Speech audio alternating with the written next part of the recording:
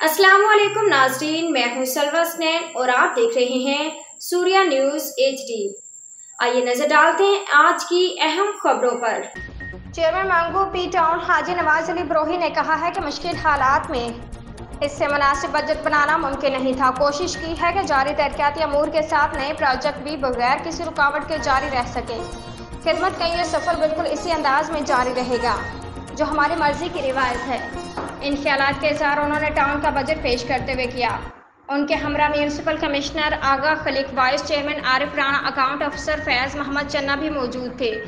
तफसीलात के मुताबिक चेयरमैन ने 2 अरब 18 करोड़ 18 लाख 22,007 रुपये का बजट कौंसिल में पेश कर दिया, जिसकी तफसील कुछ इस तरह से है। मुलाजमिन की तनख्वाह 1 अरब 98 लाख 34,675 रुपये, मसारिफ साइड 26 करोड़ 84 लाख 25,000 रुपये, मसारिफ मरम्मत और दुरुस्तगी 20 करोड़ 60 लाख रुपये, तरक्यात मसारिफ 65 करोड़ 25 लाख रुपये, मशीनरी और गाड़ी के लिए सरमाया की तरक्की 4 करोड़ 50 लाख रुपये, सरप्लस क्लोजिंग बैलेंस 62,332 रुपये। इसका तफसीली जायज़ा लें तो साल 2024-25 में मतवक्के महासिल की तफसील कुछ यूँ है।